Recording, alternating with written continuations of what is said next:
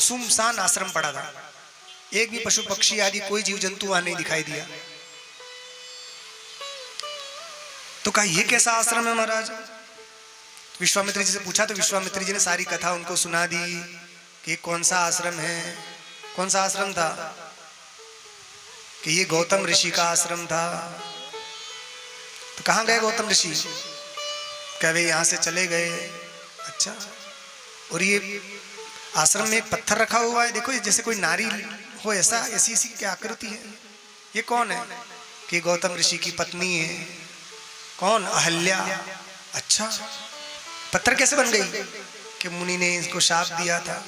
क्यों शाप दिया? तो सारी कथा विश्वामित्र जी ने राम जी को सुना दी।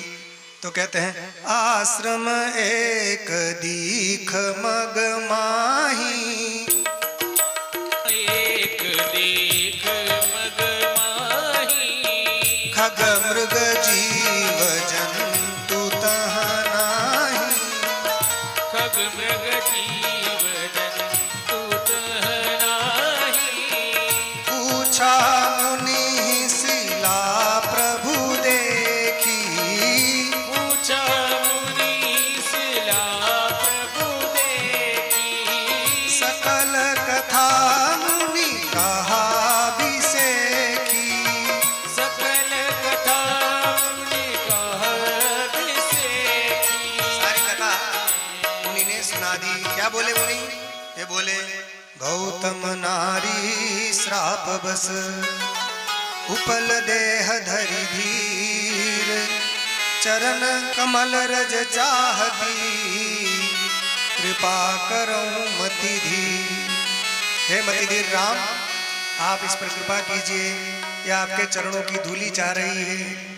क्योंकि गौतम ऋषि ने ऐसा ही साफ दिया है कि जब तुझे राम के चरणों की धूली तेरे मस्तक पर लगेगी, राम तेरा उद्धार करेंगे, तभी तू इस योनि से, पाषाण योनि से मुक्त हो पाएगी, वरना ऐसे ही तू पड़ी रहेगी। तो तब से ये आपके चरणों की चाहना कर रही है, इसलिए इसका उद्धार कीजिए। भगवान राम ने अपने कर कमल, अपने चरण कमल से जैसे ही उस शिला का स्पर्श किया तो वहां से बड़े प्रकाश पुंज स्वरूपा एक देवी प्रकट हो गई। वो कौन थी? अहल्या थी। अहल्या जी प्रकट हो गई और जैसे उन्होंने रामचंद्र जी को देखा, बड़ी भाव विभोर हो गई, आंखों से आंसू की धारा बह रही है, वाणी गदगद हो गई, मुख से कुछ निकल नहीं रहा। बहुत प्रेम, बहुत प्रेम। जब बहुत प्रेम बढ़ जाता है तो व्यक्ति की वाणी गदगद हो जाती है, वो कुछ बोल नहीं पाता। ऐसे ही बहुत देर तक भगवान को देखती रही, बोल नहीं पाई। फिर अपने मन को थोड़ा स्थिर करके उन्होंने भगवान की स्तुति की। अहल्या क्या बोली? पर सत पद पावन, शोक न सावन, प्रगट भई तप पुंज सही, देखत रघुनायक जन सुखदायक, सन्मुख होई कर जोरी रही, अति प्रेम अधीरा पुलक शरीरा, अति प्रेम अधीरा पुलक शरीरा, मुख नहीं आवई बचन कही, अतिशय बड़ भागी चरण निलागी, जुगल नयन जलधार बही। दोनों नेत्रों से अविरल अश्रुधारा हो रही है। भगवान के चरण उन्होंने पकड़ लिए और कहने लगी। क्या बोली वे? धीरजु मन कीन्हा, प्रभु कहूँ चीन्हा, रघुपति कृपा भगति पाई, अति निर्मल बानी स्तुति ठानी, ज्ञान गम्य जय रघुराई। अपने मन को स्थिर किया और अपनी जब मन थोड़ा स्थिर हुआ तो प्रेम भरी वाणी से वे भगवान की जय जयकार करने लगी। बोली रघुराय की जय हो, जय हो, जय हो, प्रभु आपकी जय हो, जय हो। और क्या बोली वे बोली मैं नारी अपावन प्रभु जग पावन। मैं अपावन नारी हूं और आप सारे जगत को पावन करने वाले हैं। और कौन है आप? रावण रिपुजन सुखदाई। रावण के रिपु हैं, रावण को मारने वाले हैं, अपने भक्तों को सुख देने वाले हैं। राजीव विलोचन भव भय मोचन पाहि पाहि शरण नियाई। हे राजीव लोचन, मैं आपकी शरण में आई हूं, मेरी रक्षा कीजिए, मेरी रक्षा कीजिए। कहते कि मुनि ने मुझे श्राप दिया था, वो मुझे ऐसा लग रहा है कि मेरे कल्याण के लिए उन्होंने श्राप दिया था। कहा कैसे? यदि उन्होंने श्राप नहीं दिया होता तो आपके दर्शन मुझे कैसे होते? तो उनका श्राप मेरे लिए अनुग्रह बन गया। तो कह रहे हैं मैं उनको श्राप को अनुग्रह मानती हूं। मुनि श्राप जो दीन्हा अति भल कीन्हा परम अनुग्रह में माना। ये मुझ पर उन्होंने अनुग्रह किया है। देखूं भरी लोचन हरि भव मोचन यही फल शंकर जाना। मैं आज कितनी सुखी हो रही हूं, अपने नेत्रों से आपके दर्शन किए हैं। मुझे इतना सुख हो रहा है कि केवल शंकर जी ही इस सुख को जान सकते हैं और कोई नहीं जान सकता।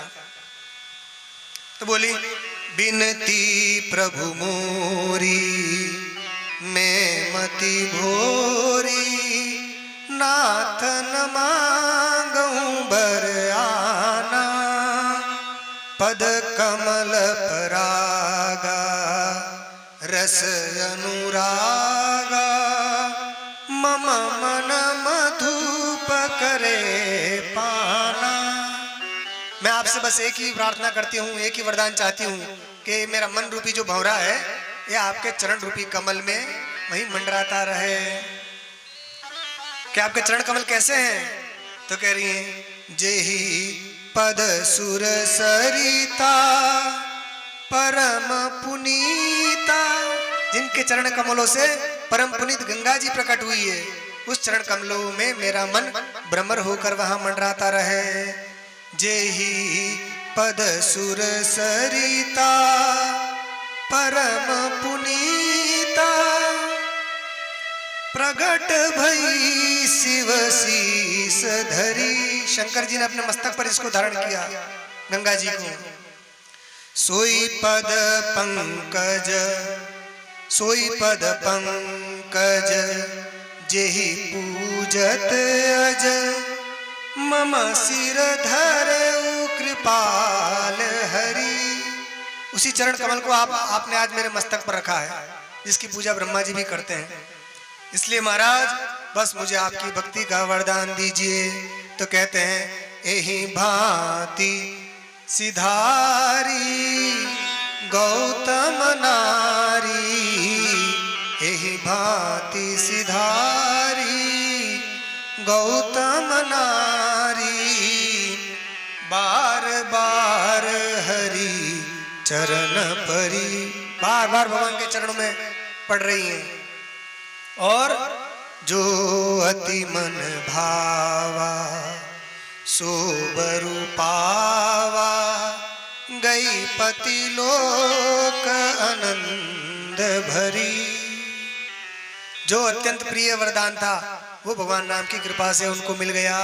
भगवान ने उनको अपनी भक्ति प्रदान कर दी। उसी समय गौतम ऋषि भी वहां प्रकट हो गए।